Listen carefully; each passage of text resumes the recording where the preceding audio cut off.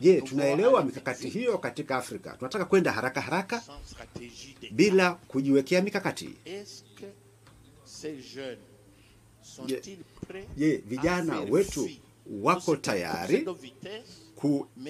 tayari kwenda na kasi hiyo, huku wakiweka Afrika kwenye mkakati kutafuta teknolojia, kuongeza thamani ya mazao yetu na kuweza kuingia kwenye soko la dunia. Na haya ndiyo maswali ambayo watakuwa kujiuliza.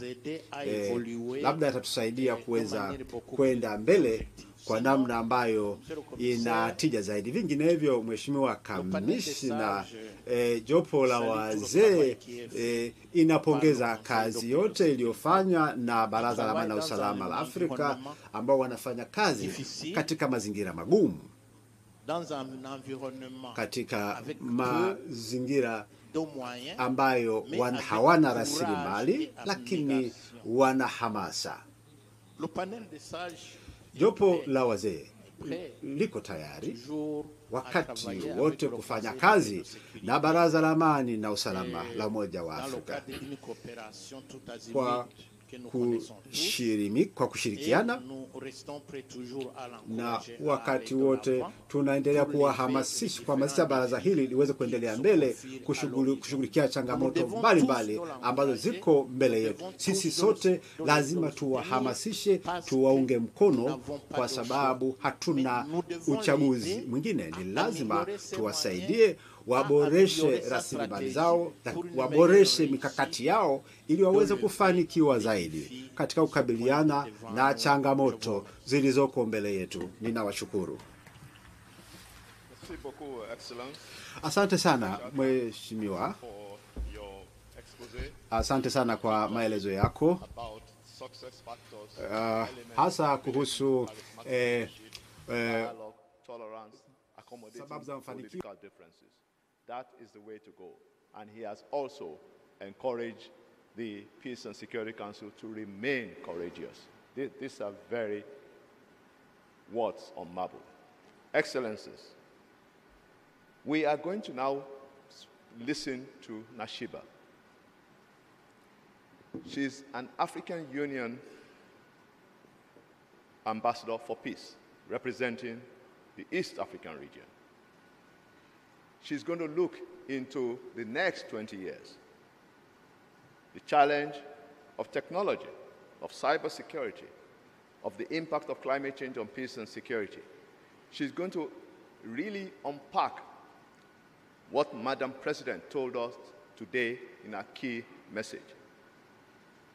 The nature, the scope of conflict and threats is evolving. How will the young see the Peace and Security Council in the next 2 decades? This is your time.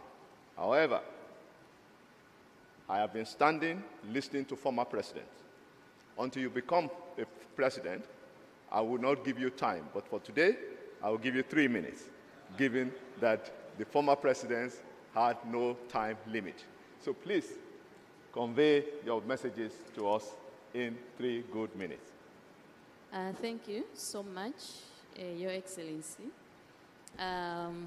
Your Excellency, the President of the Republic of Tanzania, Madam Samia Suluhu, the distinguished guests, ladies and gentlemen, I am delighted to be part of this platform to amplify the voices of the young people of the continent. But also, sitting before you on the panel full of elders is a statement that the elders have continued to be the custodians of knowledge and wisdom, and a call to create more intergenerational platforms to ensure that the young people continue to learn from the elders, and also to foster the trust and collaboration between the younger generation and the older generation. Like the ambassador said, I am the African Union Youth Ambassador for Peace representing East Africa. And I sit before you as a success story for for the notable work that has been done by the Peace and Security Council in fostering the contribution of the youth to the Youth Peace and Security Agenda. I want to commend the PSC for fostering frameworks and programs that support the young people to make a contribution on youth peace and security. I want to, for example, identify the Continental Framework on Youth Peace and Security and its 10-year implementation plan that provides a guideline and promotes young people's contribution in conflict prevention, conflict management, and post-conflict reconstruction and development. I want to as well highlight on some of the programs that have been so much outstanding in the past 20 years of the PSC. For example, the Youth for Peace program that has built the capacity of the young people on the continent to have the skills and knowledge and the capacity to make a contribution to governance and peace-building processes at all levels. I also want to highlight programs like the Wise Youth Network. The Wise Youth Network is a subsidiary entity to the panel of the Wise, where the young people are supported to make a contribution in mediation and peacemaking processes. And I want to commend the PSC for that. I also want to highlight the fact that the notable efforts done by the PSC have trickled down to the regional and the national levels, whereby, for example, most of the regional economic communities have put in place the regional frameworks on youth peace and security. For example, the COMESA has the Youth Ambassadors Program, and the same applies to the East African community. And of course, the most recent one over the Youth Ambassadors on Migration. For me, I commend that and I say that this is a clear indicator that the African Union and the Peace and Security Council is getting closer to the youth. So with that, I want to as well highlight that at the national level, we have 2 member states, Nigeria and the DRC, that have adopted the national action plans on youth peace and security. I commend those efforts to the PSC and the African Union, and to report to you that more 8 member states have already portrayed the interest and have already, some of them have kick-started the processes to have the national action plans adopted in their respective countries. I will highlight briefly on some of the challenges the young people continue to face, but at the same time, share some of the notable and actionable recommendations that can be employed to foster the young people's contribution. The young people on the continent have continued to grapple with unemployment and the skilling gap. And yet, this has partly continued to contribute to some of them joining violent groups. The young people's rights have continued to be violated through hate speech, online and offline, and misuse of media. And the young women in this case have been disproportionately affected by the hate speech. So this is a call and a campaign, and we continue to reaffirm our commitment as the African Youth Peace Ambassadors to support in creating awareness against hate speech, creating awareness on the need to empower young women to be brought on board, to ensure that the young people's voices are catered for, their needs and priorities are catered for in the continental, regional, and national frameworks. Excellencies, allow me to share some of the recommendations that I think can be made, can be employed to make sure that the young people's voices are heard and protected. I want to encourage the PSC to engage the member states, especially the heads of state, to support the adoption of the national action plans on youth, peace, and security. And this is where we reaffirm again our commitments as the African youth ambassadors for peace to deepen advocacy and localize the conversations to make sure that even the youth groups at the grassroots get to understand how best they can make a contribution to conflict prevention, conflict management, and post-conflict reconstruction and development. Thank you. Thank you, Nashiba, for emphasizing the vision for the youth enshrined already in the Continental Program for Youth, Peace and Security. Excellencies, the last but not the least speaker will be the first commissioner who witnessed the launch, official launch, of the African Union Peace and Security Council. Commissioner Jnicc will now speak for 3 minutes on the institutional role of the past 20 years and what is also seized for the future in terms of institutional strengthening of Council. Over to you, sir. Thank you very much. I have been asked to speak about to take the 18 years of experience in the OAU African Union, essentially devoted to governance, peace, and security in 3 minutes. I understand because of time constraints.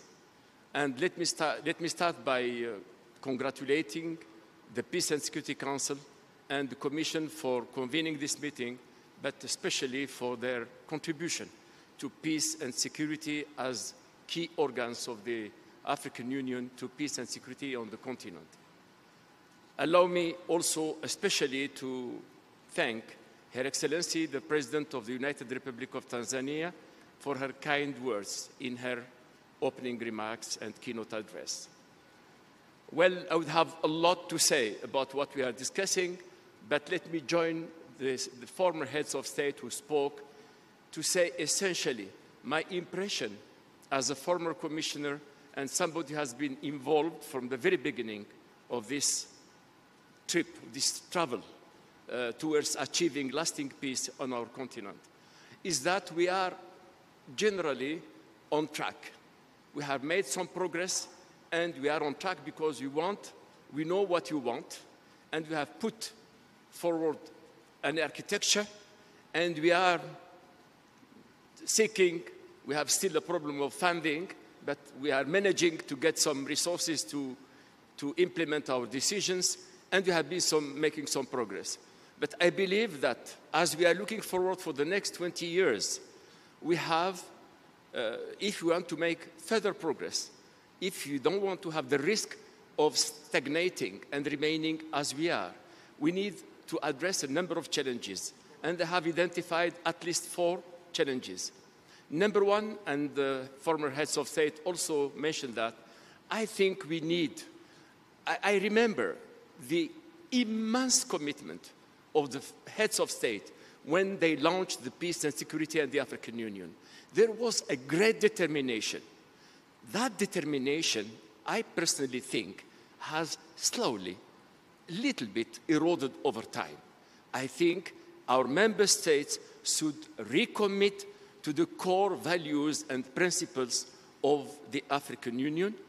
When we established the Peace and Security Council, the understanding, the assumption was that the member states should give greater cooperation to the Peace and Security Council than the one they gave to the former central organ of the OAU.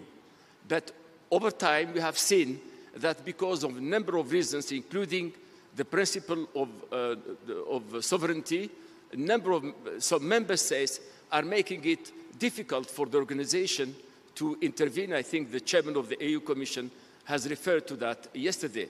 So I think member states should give more space to the Peace and Security Council and to the chairman of the AU Commission and his commission and the commissioner to help peace in their countries.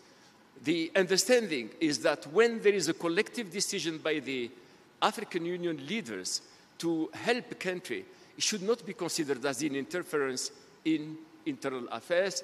It is based on the principle that we have established for the African Union, the principle of non-indifference. The second challenge I see is the perennial problem of cooperation between the African Union, the regional communities on the one hand, and the UN on the other hand. These three levels of institution have all the mandate and the experience of in dealing with conflict situations. So their working together is pivotal if we want, and experience has shown that when they worked closely together, chances for success was greater. So I think that we have lost a lot of time and opportunities because that cooperation was not always there. I think we spoke of the principle of subsidiarity. We spoke of complementarity. You mentioned the cooperation between the AU and the regional economic communities. But I think we have also discussed the principle of comparative advantage. When the regional economic groupings or the AU has done its job and failed to pursue or to achieve the objective, it should then call the other level of intervention so that they work in tandem. When the ECOWAS works, the AU should be in support and the UN.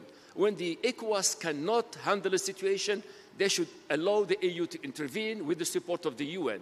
When both the ECOWAS and the AU cannot do anything, the UN should be able to help with the support of the two institutions. That working together is pivotal if you want to make progress. The third challenge, in my view, has been the problem of proliferation of initiatives and mediations and external interferences. We have seen many examples where the work of those involved, more often than not Africans, have been made difficult because of the multiplicity of actors. President Kikwete referred to the Burundi, and President Ndayizeye referred to the crisis in Burundi. I remember in 1995, when we had such big number of envoys on the Burundi, the then president of the AU, it was late President Meles, then president of Ethiopia, and the Secretary General of the OAU, Salim Ahmed Salim, who discussed, and they asked Mwalimu Nyerere to be the overall coordinator of all the process, so that to make sure that everything goes in the same direction.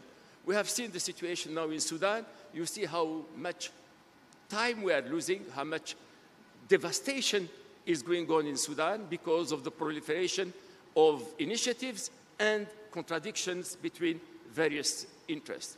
So I think that, and that's why I believe when you say member states should recommit themselves and should allow their institutions, especially the Peace and Security Council, the panel of the wise, to be the first to intervene and give them all the support so that they can, short of being in the forefront of the mediation efforts, being at least to ensure that any other initiative is in line with the African position.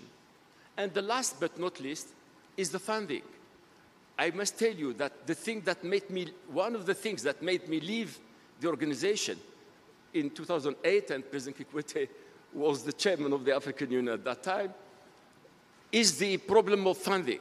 As Commissioner for Peace and Security, I had to deploy we deployed in Burundi first, but thanks to the contribution of Ethiopia, South Africa, and Mozambique, we have been able to handle it.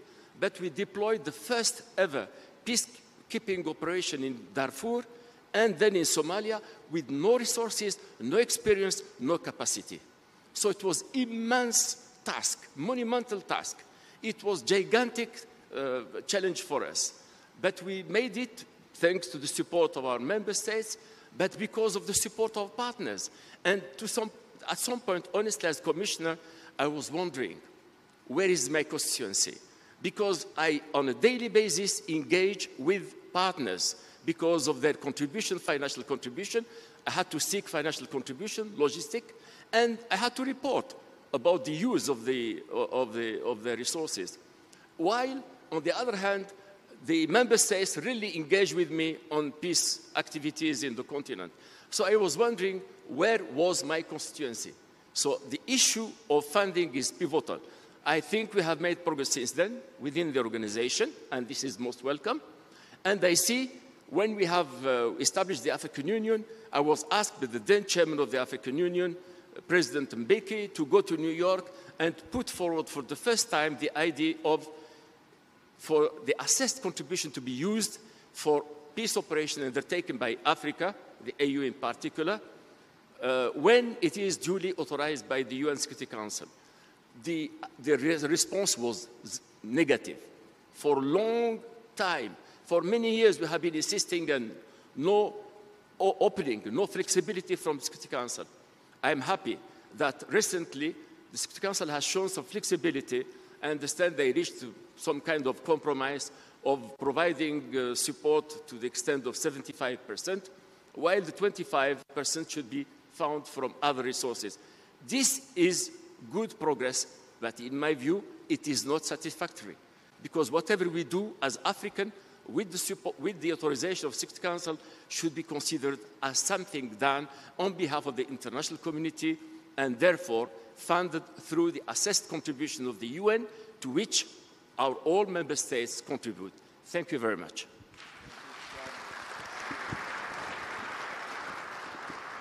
Excellencies, you will agree with me that we have had the best conversation, intergenerational, detailed, and very rich.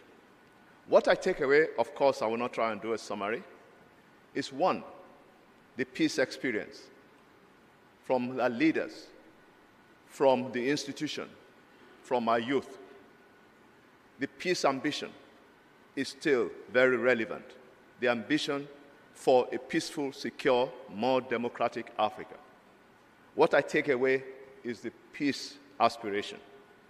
Excellencies, as late former President Julius Nyerere said, cooperation and conflicts are the same side of a coin.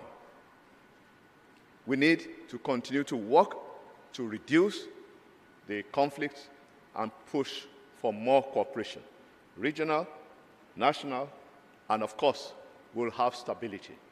But let me leave you with one softer side of this engagement. We have examined 20 years of the African Union Peace and Security Council as a standing organ of the Union, the next 2 decades. But really, I believe you will also give our team, our panelists, distinguished, a round of applause, but also for me for standing for the past 2 hours. I thank you so much. And the discussion will continue. I will now hand over back to the Director of Programs. Thank you, Excellencies.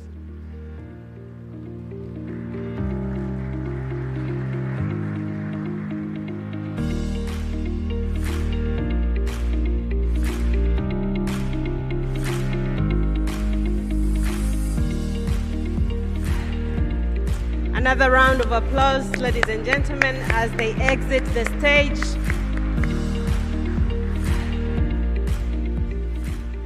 Your Excellency, Madam President Samia Suluhu Hassan, Your Excellency, President of Zanzibar, distinguished leaders, distinguished members of the Peace and Security Council of African Union, ladies and gentlemen, we have just concluded the first panel discussion, and may we all rise as our leaders are exiting the building. Once they're out, we will hear from the protocol on how we'll go for lunch. Ladies and gentlemen, the departure of Her Excellency Samia Suluhu Hassan, the President of the United Republic of Tanzania, and the Chairperson of this month Peace and Security Council of the African Union.